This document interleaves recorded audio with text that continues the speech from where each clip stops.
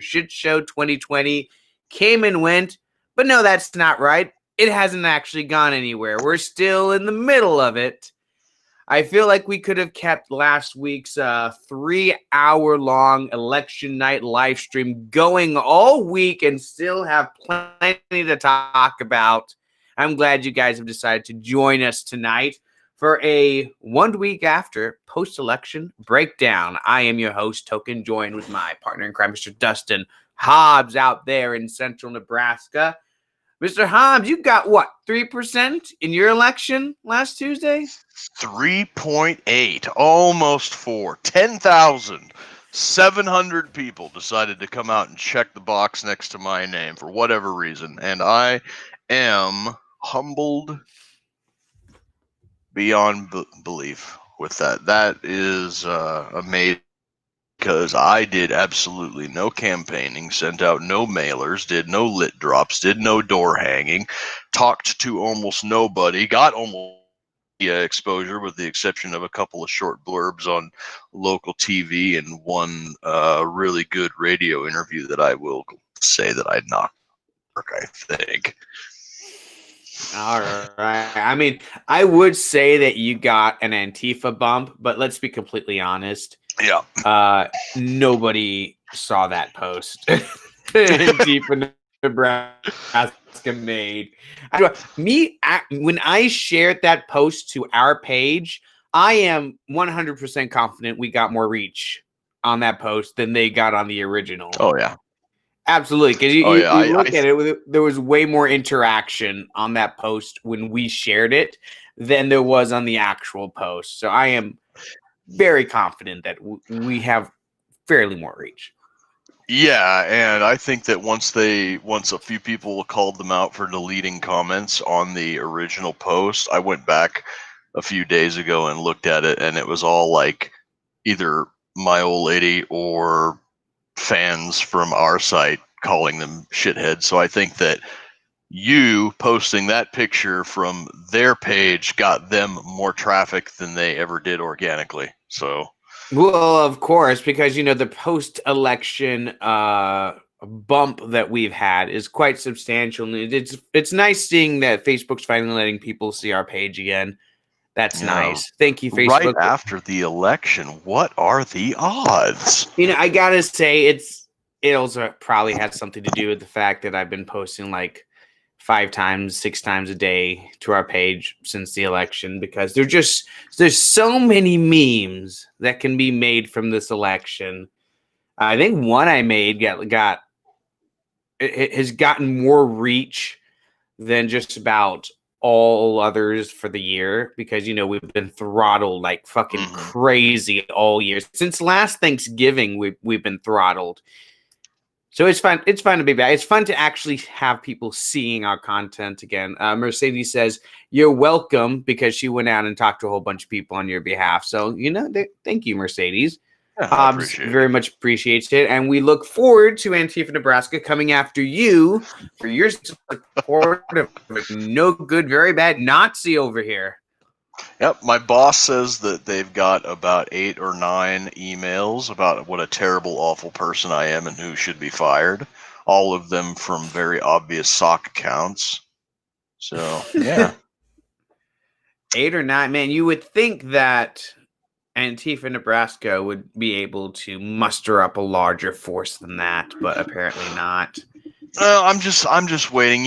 These idiots, they all operate with a hive mind, and even, flyover country, the internet is a global reaching thing, so I only imagine that it's a matter of time before some bigger states glom on, be like, oh, let's get this guy fired because we fucking can. Oh, well, let's stop talking about Antifa, because those goobers, if we didn't talk about them, nobody would. So they don't need any attention from us. Certainly not the media. Certainly not. They're these people. They're an idea. They're not an organization. When people get together behind a common ideology and organize stuff, that's not an organization. That's just an idea. Right. It's just thoughts in the air. Yeah, that people are plucking at random and coming to the same conclusions and deciding to get together and do things completely at random. But I digress. That's how it works. So yeah, we had an election last week. We've had an election all week, and we will have an election going on for the next month or two, it seems, because shit show 2020 is the year that just keeps on giving. Of course, we would wrap up 2020, the golden year of the best timeline ever, with an election scandal, a president who refuses to concede, another candidate who is taking a victory lap, the mainstream media calling a victor. All the while, allegations of voter fraud are going on literally everywhere. Meanwhile, it's all the libertarians' fault. So it's all our fault that all this is going on, because gosh darn it, why didn't we just support Trump/Biden and stop being selfish, moralistic assholes? I got to tell you right now, it feels so good being in charge of every election ever. Like, we are election gods. If you listen to these people, we decide literally every election ever. Because I remember 4 years ago, when Donald Trump got elected, you know who the left blamed for that? Us. Yeah, I remember. I posted an article from Jezebel the other day that it was on my memories. It showed up in my memories. I'm like, oh, I got to post this. It was like, Gary Johnson, fuck you. Because of you, now we got Donald Trump, a Nazi, and he's going to round up all the blacks and put them in camps and kill the gays and, I don't know, line the Muslims up against the wall and all that stuff. And you know, we got the blame for that. Now, because it's Trump that has allegedly lost the election, all the Trump fans are very mad at us. They're very, very upset. And me specifically, because I'm sorry, I just can't help it. I can't help myself but poke fun at a lot of these people. It's funny. It's me, guys. It's me posting all those memes. Sorry, I don't care about people getting butthurt about it. It's what I do. Yeah. The more here's a hint, really, and this is true in general. The more butthurt people get about a meme I post, the more I'm gonna poke at them. Yeah, that's the God's honest truth. The thing about Nathan that I think everybody needs to understand is that we have, but you specifically have spent the last couple of years just, disproportionately digging at the left because they provided such ample opportunity, so much ammunition to do so. The Schadenfreude runs deep with you. And now that the shoe is on the other foot, it's the Trumpites' turn to open wide and take a teaspoon of sugar with the medicine. They're the ones that are out in the streets screaming and crying, and they will get their just desserts.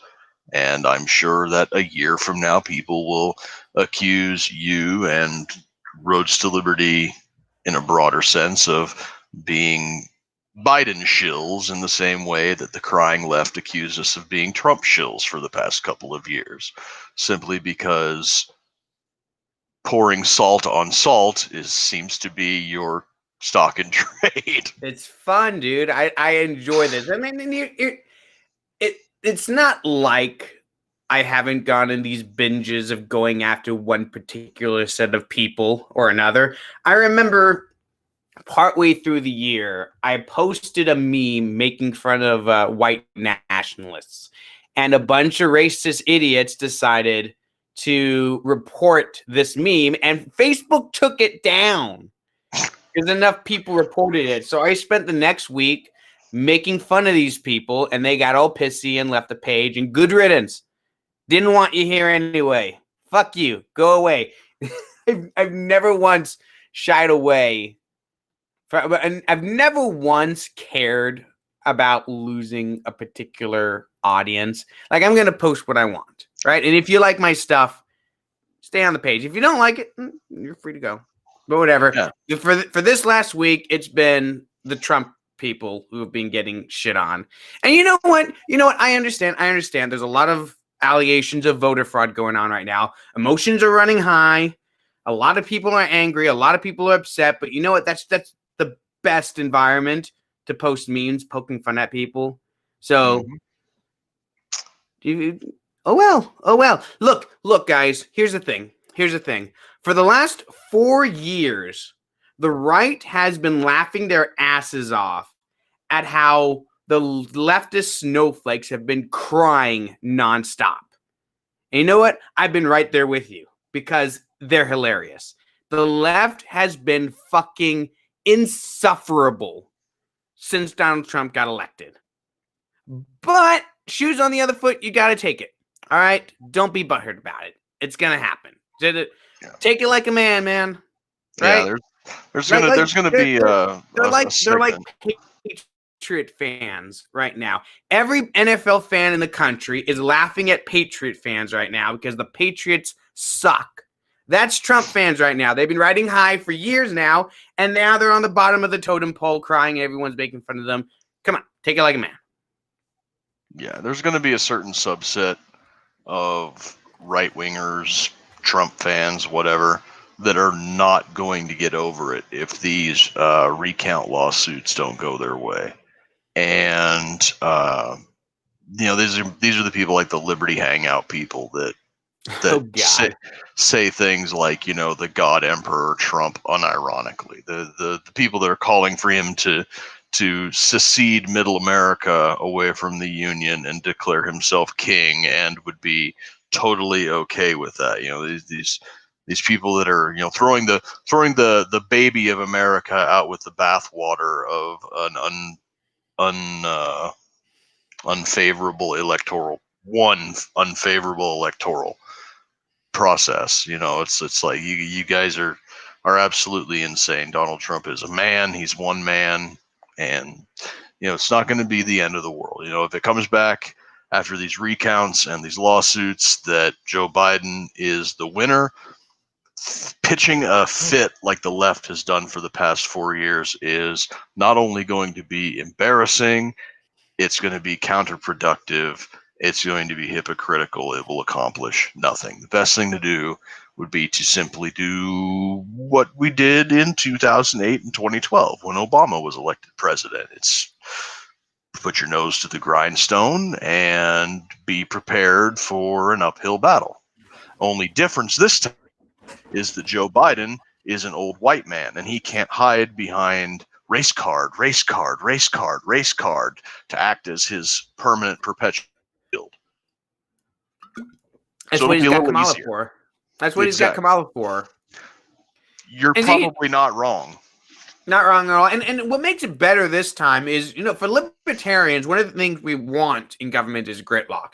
And it looks like the Republicans are going to keep the Senate because both Georgia races are going to go into a runoff. Democrats need to win both of them in order to take control of the Senate because Kamala Harris, if the election stands, Kamala Harris is going to be vice president and breaks tie break. So Republicans only need to win one of those races. And both Republicans had more votes than their Democratic counterparts, right? It was the libertarians that threw this into an instant runoff, right? Mm-hmm. So as all these Trump fans keep assuring me, without a libertarian voters always go Republican. This is what the Trump fans keep telling me. So there's nothing to worry about in Georgia, right? If that holds true. The exact opposite. Well, yeah, of course they do. Everyone thinks that libertarian votes belong to them, right? And here's the thing. Libertarian Party lost 2% from their total in 2016. I'd like to see where that went. We have millions less votes this time around. I wonder where they went. Did they really all go to Trump and he still lost? Or did a lot of them go to Biden and that pushed him over the edge? I don't know. You don't know. Nobody seems to want to find that out. That seems like it'd be something that would be worth looking into. But we're all just going to make assumptions. But yeah, it looks like the Republicans are going to keep the Senate. And this is beautiful because that means gridlock in government. Right? Joe Biden, look, a lot of the big things that we were afraid of if Joe Biden won the election cannot happen if they don't have the Senate. Right? Court packing? No. Adding states? No. Eliminating the filibuster? No. Massive gun control? No. A lot of this stuff can't happen without the Senate to back them. And yeah, you know, oh, what about executive orders? Yeah, executive orders can only go so far, and you can challenge executive orders in court. Fortunately, you got, you know, a primarily conservative Supreme Court now, which is good, right? I like having a more conservative court as opposed to a liberal one. So I'm not really afraid on that grounds. But I'm Republicans right now are so hyper focused on the presidency that they're not seeing the big picture. They're not seeing it. Like they think this is a loss. No, this was a really good election for Republicans. Right. They Seats in the gained House they too. gained in the House when they were supposed to lose. They're going to maintain the Senate. Okay, they lost the presidency. Whoop-de-doo. They gained governorships and they won state legislatures. Right? This was not a losing year for Republicans. But they're so hyper focused on the presidency because the Republican Party in the last 4 years has just turned into a cult of personality for Trump. Right? They're seeing their cult leader going down before their eyes. And even though they've been big wins for Republicans this election, they're so upset about, you know, big orange man going down that they're not seeing the big picture. And they're like, oh, we're going to turn into Venezuela. We're going to do this. We're going to do that. Like, if these Georgia races hold out the way they're looking, you don't really have to worry about all that. Joe Biden's going to be a lame duck president going into his presidency. When's the last time that happened? Oh, I had the number earlier. There's a couple of instances in like the last 100 years where a president goes in without controlling the Senate as well. Yeah, every time the presidency has changed in my lifetime, they had control of, you know, they had control of Congress. Like Bush went in controlling Congress, Obama went in controlling Congress, and so did Trump. Now Biden's going in and he doesn't control Congress, which is great.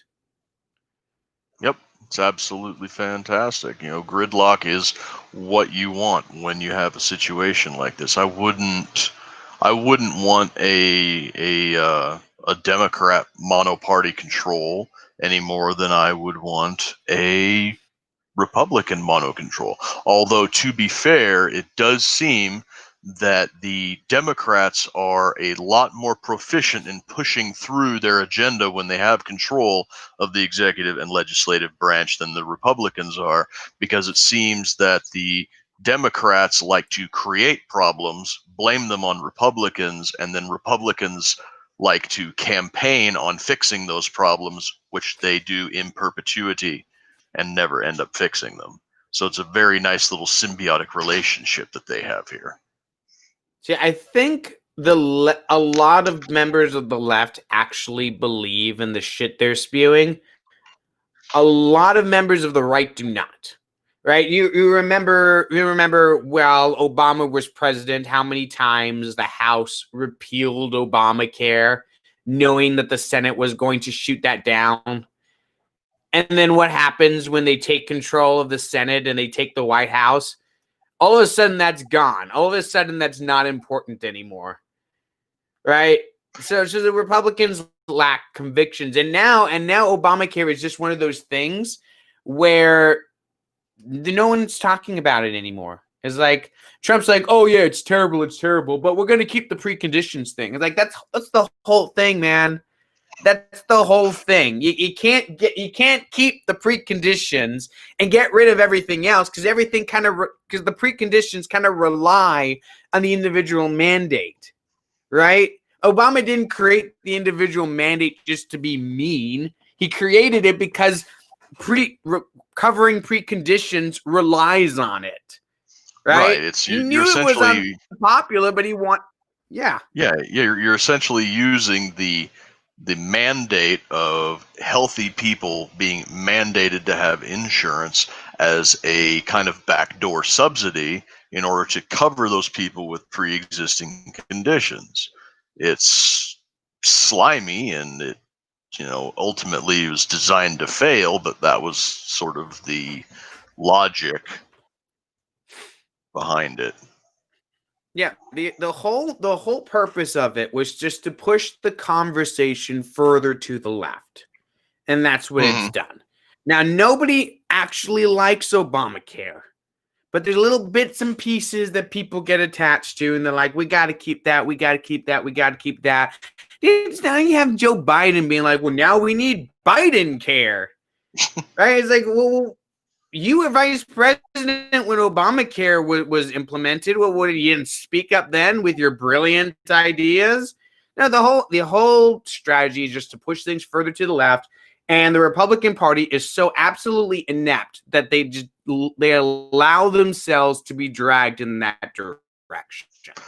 Like the left pushes left, the right is dragged along with them, and then eventually that happens long enough where the Republican Party essentially becomes the Democratic Party from 10 years ago. Yeah, well, you're blaming it on Republican. I'm blaming it on Republican cowardice. I don't think that they're stupid. I mean, there's a lot of smart people in people, but I think that the ones that are smart enough to be able to figure it out are too scared of sexists or you hate the poor or any of the other invectives that the low information media is low information viewership up with. It's like, no, I don't hate the poor. I know that this will do more damage in the long run, big picture. It's like, yes, it might hurt a few people in the short term, but opening everything up is going to long term make healthcare more affordable for everybody. Now, I want to talk about one specific aspect of this election that it's kind of been interesting from a few different angles, and that's the fact that Donald Trump, despite all the accusations flying at him for the last 5 years now, gained among minority voters, but lost voters among white males. Found that very interesting. In Florida, he won Florida because he made huge gains among Latino voters. He gained something like 17% of the black vote, I believe it was, in this election, which is huge. 17% is way higher than like Mitt Romney or John McCain or George Bush could ever claim. It's astounding to me, right, that would happen. But but this election, he lost among white males, which is ultimately was probably going to cost him this election. That he lost among the so-called privileged individuals that he was trying to raise above everybody else, but he gained among people who were supposedly supposed to hate his guts. So that it's very interesting from a couple different perspectives. What do you make of that?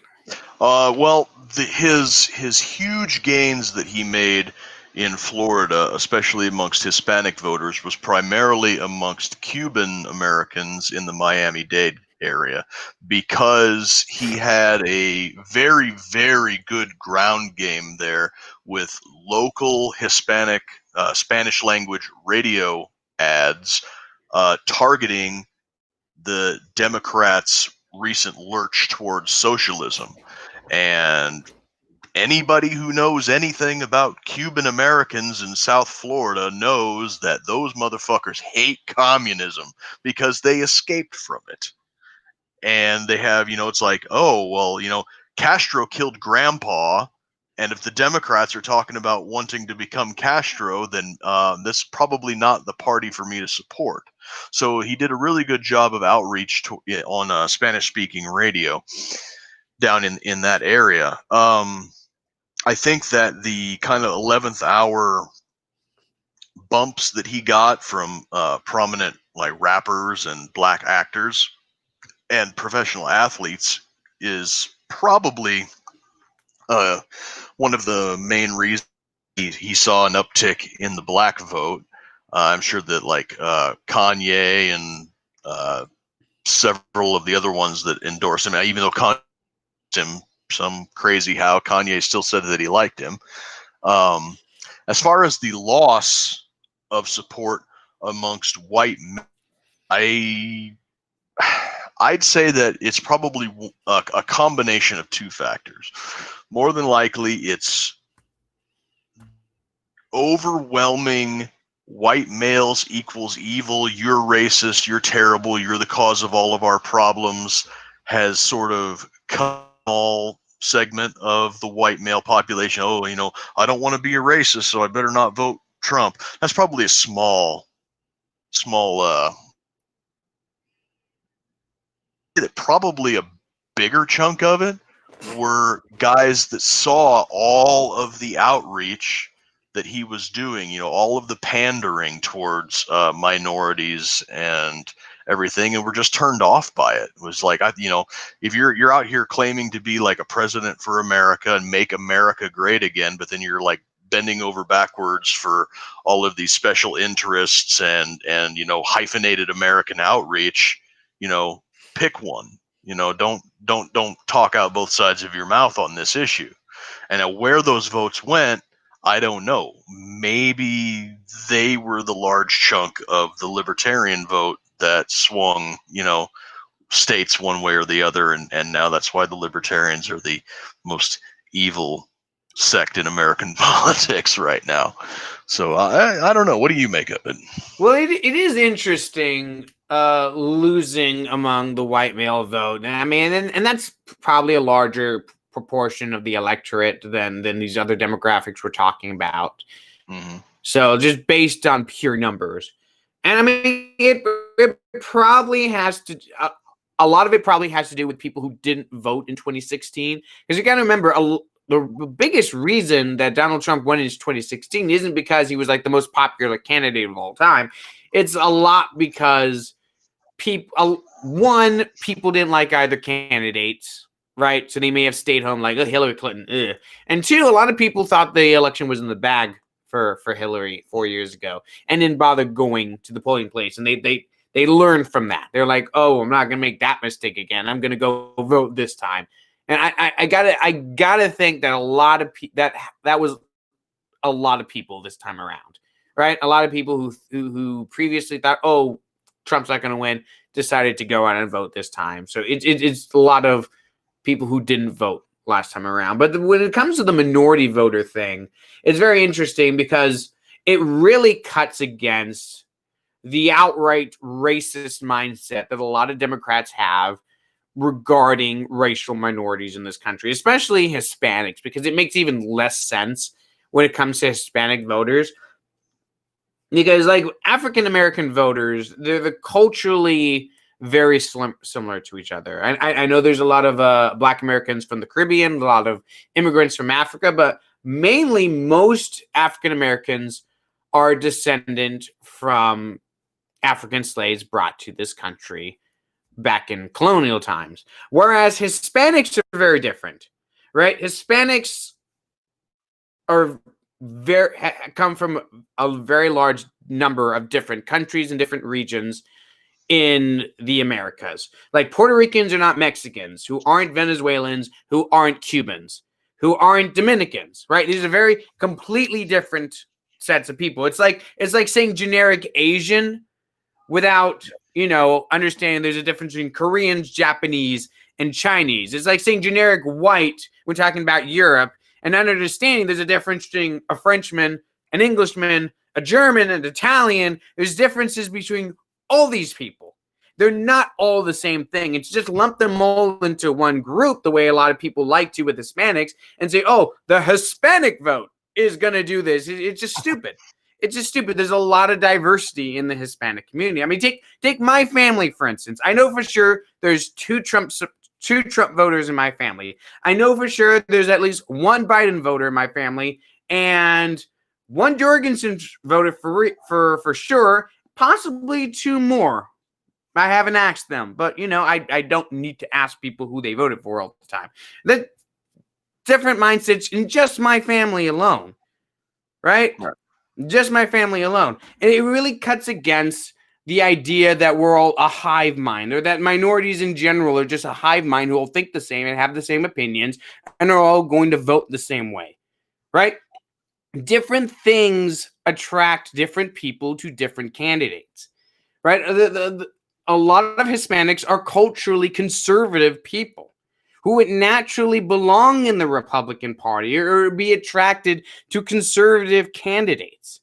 Like most Hispanics I know are pro-life, like really, really pro-life. Or a lot of them are Catholics and devoutly religious. No reason at all you should just assume that these people are going to vote for progressive leftist candidates. There's no reason at all to think that, but the left has this mindset, right? Oh, if you're a racial minority, you're going to just vote for me because that's what you do. You belong to us. We own you. That's not the case. It's not the case at all. And quite frankly, it's pretty racist to assume that, right? But see, here's the thing though. That's the narrative I've heard a lot of people say that. I'm not the first person to say it. I've seen a lot of people have said that.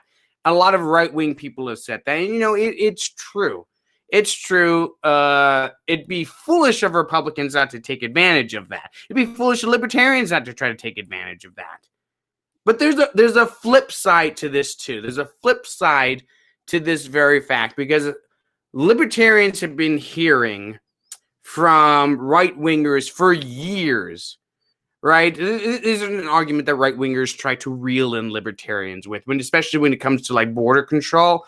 It's like, oh, well, minorities all can support socialism. They all want bigger government. You can't have this country flooded with minorities who are gonna freaking turn this country into Venezuela, because they all want to be socialist like Cuba. It's like, well, this kind of runs against that argument too. Right? This kind of runs against the bordertarian argument that demographics are destiny. And it seems like both the hard left and the hard right believe that immigrants are naturally going to vote for socialist policies and progressive policies. And this just goes to show you that's not necessarily the truth, right? And a lot of right wingers are going to argue this. A lot of right wingers are going to use this demographics equals destiny argument. And what do you know? It's the white male that's going to save us from socialism. It's the white demographic that's going to do it. Well, what do you know? If Trump supporters are really right about the Democrats being all socialists, it was the white male that gave Joe Biden the election. It was them. It was the so-called freedom-loving white males that did it. They're to blame. What do you know? If we're going to live in this homogenous demographic mindset, how do you account for that? That topic is something that would take up an entire show in and of itself. The whole, why do immigrant populations typically vote left? And, the numbers bear it out that it is absolutely true, like to the 80%, that immigrants from Latin America and from Africa and from East Asia typically do vote left, and they vote Democrat. And the reason, you can't say that they just do. There's a reason behind it, and I would like to figure out what that reason is, but that's a topic for another story. I suspect that it's the left appealing to self-interest, like, we're the party that's going to protect you because you're a stranger in a foreign land and you need our help and you need our protection, so vote for us. And I imagine that's probably the largest reason behind it, and it's a mentality that needs to be refuted and broken. But like I said, that's something that would take up a whole show in and of itself. But getting back to the election that we had, and moving away from the demographics of it and everything, there are a lot of shady things that are going on, and naturally the Trump campaign is filing lawsuits and demanding recounts in some of these razor-thin margin states. Now, I said in the weeks leading up to the election that barring any type of widespread voter fraud, Trump had this one in the bag, because I was looking at both the enthusiasm level that he was managing to get with his rallies, with tens of thousands of people filling venues, filling streets. You had Biden rallies that were anywhere from empty to being populated by Trump supporters, where you would have a Biden rally filled with MAGA hats and Trump flags. It was hilarious.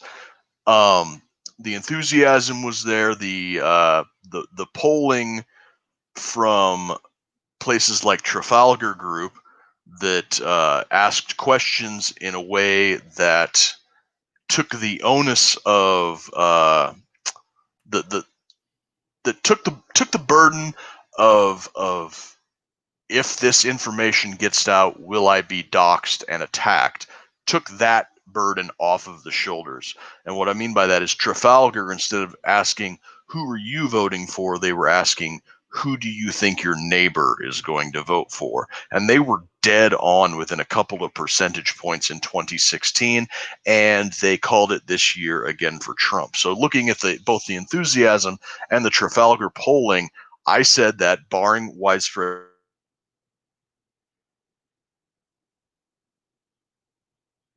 Hello?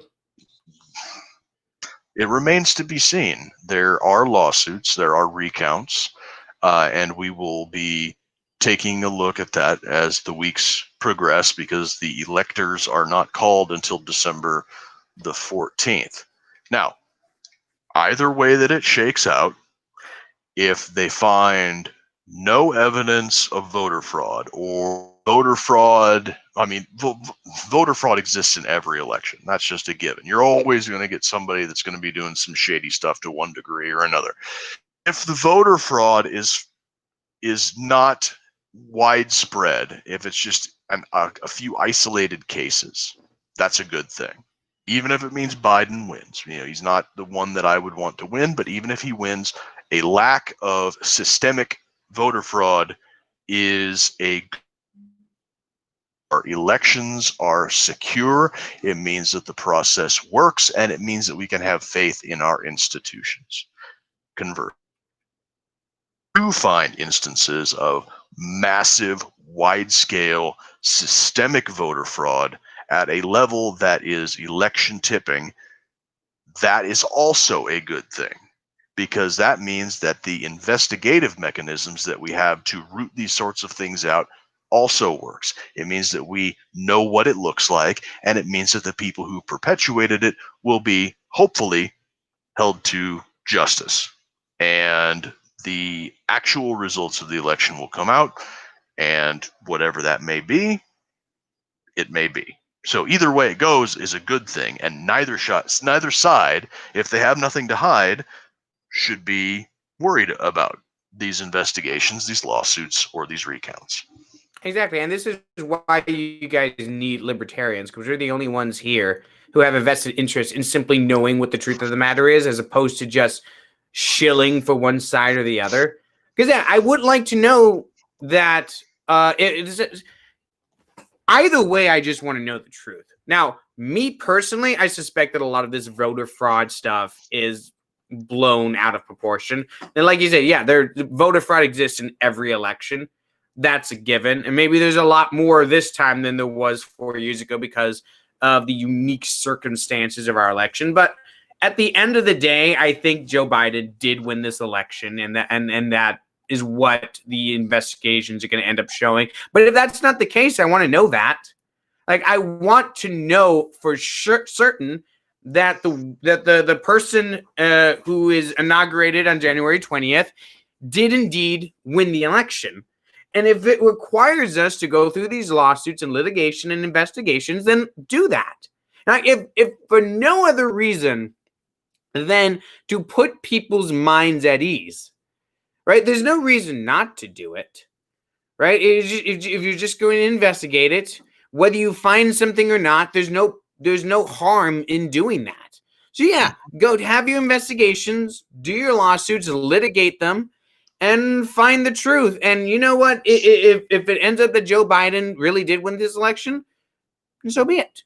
So be it. Accept those results. That's okay. The world's not going to end, right? The world didn't end in 2008 for right wingers when Barack Obama won the presidency. The world didn't end 4 years ago when Trump became president. The world is still going to be here in 4 years if Joe Biden is inaugurated on the 20th. We're all going to go on.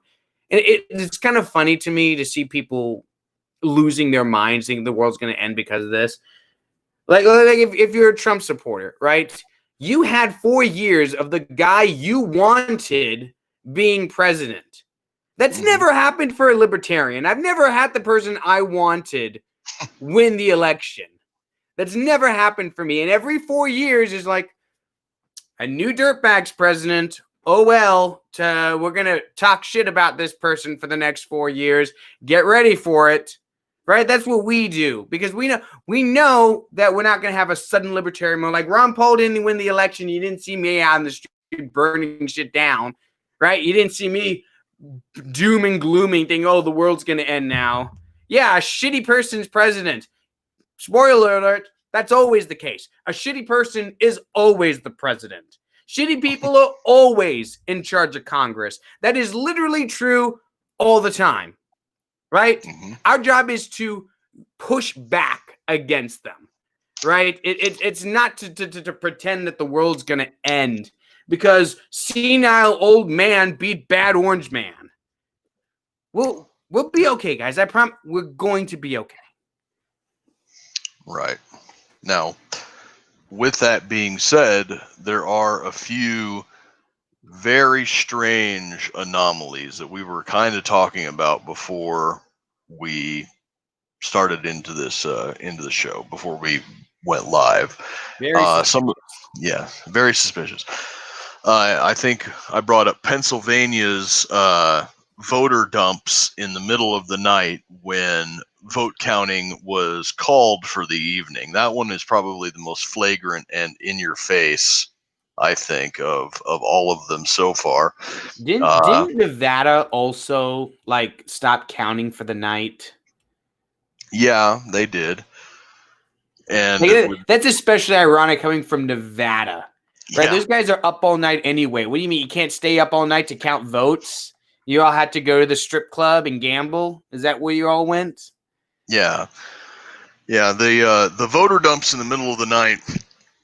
So like I'm trying to come up with a good metaphor for this, but they said, we're tired, we're gonna call it for the evening, and they had the totals that they had, and then they shut down shop, and then when they opened shop the next day, there's 140,000 additional votes added to Biden's tally. Well, it's like, if you shut down for the night, who tabulated these votes? Who added them to the total? You guys were shut down. Who put these on there? It'd be like if you had a store and you counted all your money and you locked up for the night, and then you come back in and there's $10,000 extra dollars in your safe. It's like, well, the store was closed. Who sold merchandise? Where did this money come from? You got a visit from capitalist Santa Claus. Is what happened. Right. Yeah. This is the clean shaven, in shape Santa Claus, not the one that looks like Karl Marx. In a business suit and tie, he's handing out stocks and bonds to little kids. Right. Exactly. It's like more stocks than bonds. We're capitalists. We prefer stocks, of course. Yes. Your stockings are stuffed with stocks. But yeah, that's probably the most bizarre and flagrant of all of them. Another one that's really weird is that in any election you have what's called voter roll-off, which is you have the president at the top of the ticket, and then the senator, and then it goes down in descending order of levels of power and importance. So the president, senator, congressman, governor, local offices, ballot initiatives, and things like that. And you have a certain degree of what's called voter roll-off, which means you'll have a guy that comes in and he's like, okay, I'm going to vote for this person for president and this person for senator and this person for representative. And I don't know anything about my governor, so I'm just going to leave it blank or none of the above or whatever. That's called off. And you're always going to get certain amount of percentages that vote for all of your ticket items and then like leave your ballot initiatives off because they don't consider themselves to be educated on the topic enough to vote. And it's going to go on up until you get a certain number of ballots that only voted for the president.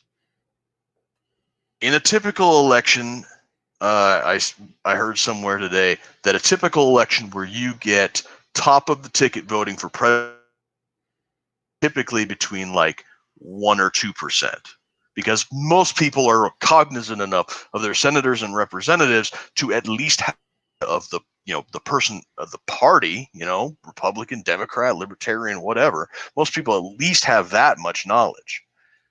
In some of these states, Georgia and Michigan and Wisconsin, I believe, were the three biggest ones. You've got voter roll-off percentages of like 16 to 24%, where ballots come in for the president and only the president, which is incredibly anomalous.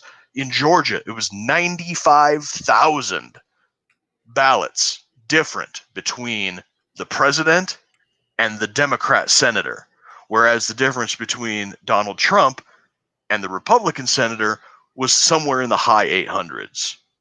That's insane. You're telling me that 95,000 Georgia Democrats came in and voted for Joe Biden and nobody else?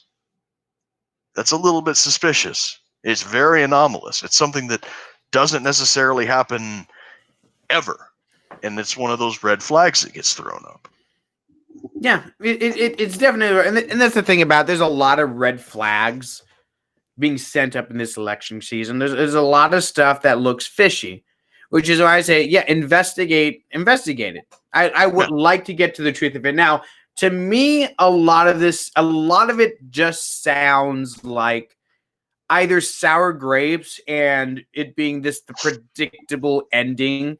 Because like, unless Donald Trump had lost big, I don't think he was intending to just take it lying down. I feel like a lawsuit was in the cards for us if the election was close, regardless of if there's any legitimate suspicion of massive voter fraud. Right? It's just like of course it would be. Like I don't think Trump is going to, lock the doors in the White House, sniffing cocaine and shooting grenade launchers at the feds as they try to come and take him out on the 20th. I don't think we can hope, though.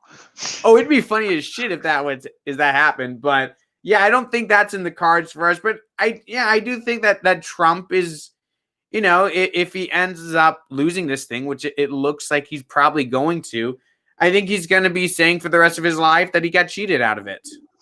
Just like Hillary has been saying that for the last 4 years. Yep. How soon we all forget. And it's a really funny thing about it. Because apparently something like just over 50% of Democrats before the election were saying that our election process was fair and just, and now it's like 90%. Like, you're not slick, guys. I know what's going on. I see you. I see what's happening, and it's the reverse for Republicans too, because like they had a fairly sizable number before, thinking the election was fair and just, and now it's like 20%, right? Yeah. Just completely flipped. Like, wouldn't you know it? When your candidate wins, you think the election was fair. When they lose, you think it's unfair. Like, whoa! Apparently, if you're a Democrat, over the last 4 years, Trump fixed all the election problems, and now it's legitimate. Like, you should really be thanking Donald Trump for fixing all the problems that we had 4 years ago, which allowed him to steal it from your candidate Hillary, and now allows Biden to win. You should really be thanking him for all the effort he put into that. Yeah. I said in 2016, after Trump was elected, that in a way I was glad that he was elected, because it demonstrated to me that our system still worked. Because this is a man who had the media, Hollywood, the music industry, academia, everything stacked against him, and he still managed to win the presidency. This year, I still maintain that he won, probably, if the legal votes are cast. And the fact that he still had big tech, the media, academia, Hollywood, the music industry, all stacked against him, it was still close enough that it's being thrown into doubt. So to me, what it says is that all of the power players in the pop culture, media, Silicon Valley iron triangle that kind of control things behind the scene, they learned from their mistakes in 2016 and course corrected to get what they wanted this time around. Now, before anybody accuses me of being a shill or anything like that, I do hope once these investigations are done that Trump does come out on top, only for the simple fact of the matter is that he is a known quantity. We have dealt with him for the past 4 years, and having the iron triangle against him works as a good check on his power. He will be an easier person to deal with, I think, from a libertarian standpoint, than a Biden presidency, who will not only have the majority of the government backing him, but all of the private sector backing him as well and carrying his water. Yeah, you can expect these sort of leaks that have been coming out all throughout the Trump administration to gone. Oh yeah. And even if someone does come out and leak something, it not to be reported. Yeah, it will be denied, it will be obfuscated, it will be suppressed, like, if you even hear about it at all. And the media's absolutely shameful, damn near criminal treatment of the Hunter Biden corruption laptop scandal, everything, is prime evidence of that sort of behavior happening. If this had been any other election, if this had been like Biden v. Romney or Biden v. McCain, in any other election that wasn't Donald Trump, that Hunter Biden laptop and everything contained on it and the incriminating evidence would have absolutely buried the Biden campaign. But because Orange Man bad, that sort of thing could not see the light of day under any circumstances. And they did. They did a commendable job of keeping all of that under wraps, the detriment of the public knowing a story that was in the public interest. And I'd say that that's no, but I don't know exactly what statutes you would charge them under. Now, the last 4 years has really exposed to a lot of people what frauds the mainstream media are, and that's a good thing. If Donald Trump has accomplished nothing else, this is something that is worth talking about, right? The fact that the mainstream media has absolutely revealed themselves to be complete and utter frauds. Whereas before, a lot of people would put blind faith in these people, thinking that they were, legit journalists who were above bias. No, it's not the case. These people have political biases, and those aren't going away. But what's also not going away are all the Trump supporters out there who had no home politically prior to Donald Trump. They're not going away now. Well, what the Democrats really wanted in this election was a repudiation of Donald Trump, not just a defeat of him. They wanted Trumpism to be gone. They wanted it to be defeated, discredited, and thrown into the dustbin of history. And whether or not these lawsuits are successful for Donald Trump or not, he denied Democrats of that repudiation, right? This election came down to razor-thin margins in multiple states. And whereas those states broke for Trump 4 years ago, they're breaking for Biden now. But 4 years ago wasn't necessarily a repudiation of the Democratic Party, and neither is this year a repudiation of Trumpism, because you still have Trump gaining the second highest number of votes ever cast for a presidential candidate. Now, Biden got more, but just barely. Razor thin margins. He did not win by all that much. Right? So Trumpism isn't gone, which really leaves me wondering what's next for the Republican Party. Like, do they go back to the milquetoast, wishy-washy, accepting the premises of the left candidates like Romney and McCain and Jeb Bush? Or do we see something like, oh, hell, maybe we see Trump in 4 years run again? He can. There's nothing saying that he can't. We've had a president. Who was it? Was it Grover Cleveland? Grover Cleveland. Yeah, Grover Cleveland served 2 non-consecutive terms. There's nothing saying that he can't run again. Right? Yep. Or do they move on to somebody else? Like, I don't know. And it's going to be very interesting seeing what happens to the Republican Party going forward. Do they embrace Trumpism without Trump in the future, or even with Trump in the future? Or do they go a different direction?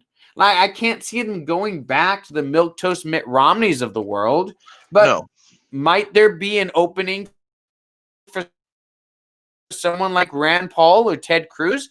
I don't know. We'll have to wait and see. You know what? Somebody who's been making a lot of waves in the sort of Republican Liberty Caucus wing of the GOP has been the libertarian formerly known as Austin Peterson, or however you want to phrase that. He's been making a lot of appeals to that Republican Liberty wing, and he is a GOP member right now. He ran for Senate, and unfortunately he lost, although the guy that he lost to, Josh Hawley, has been conducting himself fairly well in the Senate. Yeah, he didn't just lose, though. He didn't come anywhere close to winning. Yeah, he was trounced. I think he came in 4th in that primary. Yeah, 3rd or 4th. It wasn't even close.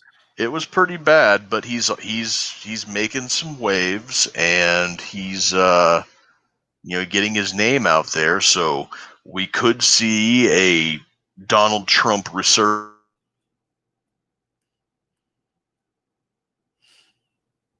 after all of the recounts are said and done.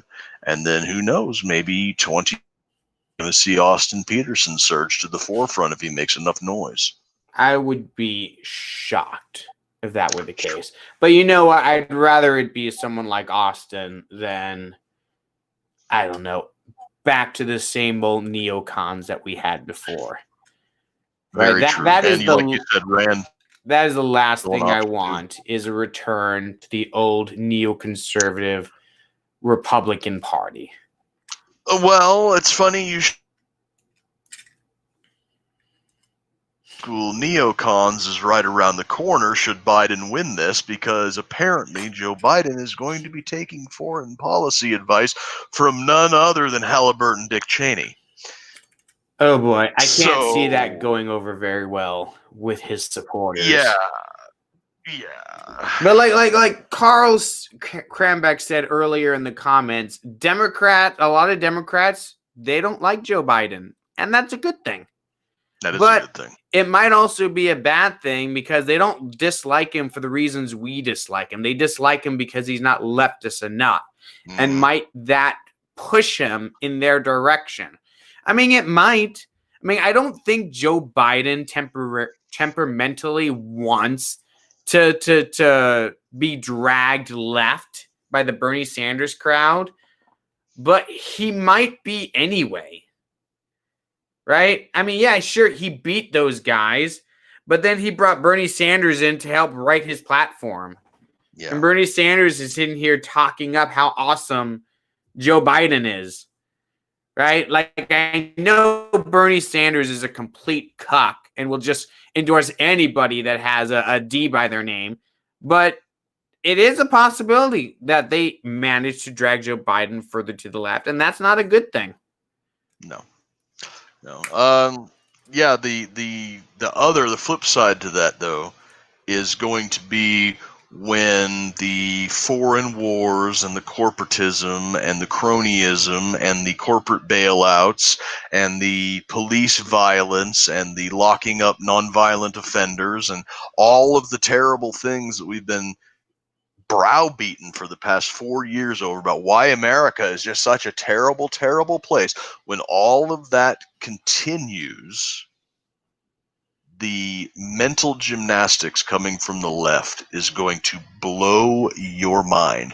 If you thought the trust the plan, QAnon, Trump apologists were bad, you ain't seen nothing yet when the lefties try to explain away why nothing has changed, and a lot of things are probably going to get a lot worse under a Joe Biden administration, when the AOCs and the squads and these freshman representatives who have been in Washington for 2 or 3 years fail to push a guy with 5 decades in Washington to the left even further.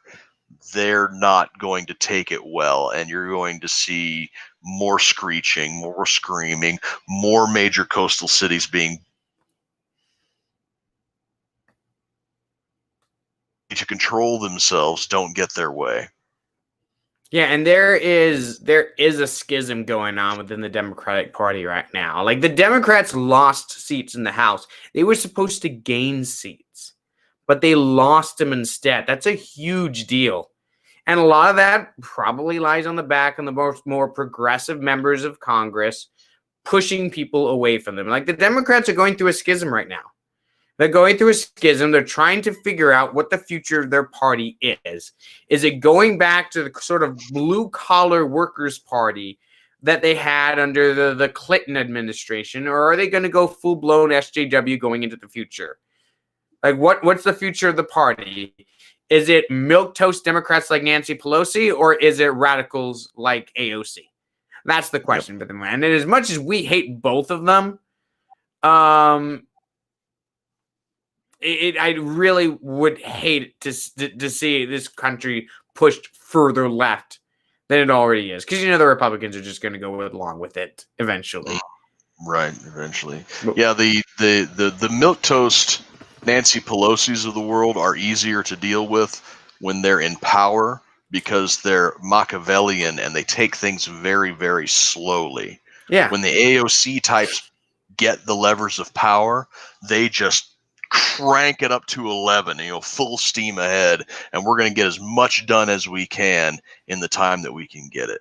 Yeah, the AOCs of the world are the true believers, where the Nancy Pelosi's of the world are the political actors.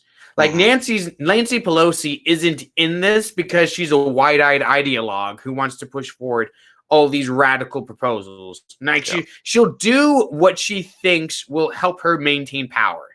Right? Nancy's in it for Nancy. Exactly. That's why she's in it. She's not a wide-eyed idealist. AOC, on the other hand, is the wide-eyed idealist, and she would happily burn the Democratic Party to the ground if it meant getting some of her policies implemented. And she'll do it. She wouldn't have any problem seeing the Democratic burn to the ground, because in her mind, the Democratic Party is part of the problem because they're not leftist enough. Yeah, they're a means to an end for her. Like, people like AOC and the squad think that people like Nancy Pelosi are bad because they're holding him back. Whereas Nancy Pelosi is mainly in it for the power, and she sees people like AOC as helpful in galvanizing the radical left to support her, but not to the degree that she lets them burn the party down. Like, she has to walk this tightrope when it comes to the radical progressive left. Whereas the one hand, you want them out in the street marching and demonstrating and galvanizing support for Democrats, but on the other hand, you don't want them actually pushing policy far enough to the left where all these swing states go red again. Yeah, and I think that at a certain, not a surface level, but not too far underneath of the surface level, people like Nancy Pelosi and Chuck Schumer, they know that their policies are unpopular with a huge swath of the American population. Outside of their little coastal enclaves, the stuff that they push is hugely unpopular. It leaves a bad taste in, like flyover country that they look down on, but they know that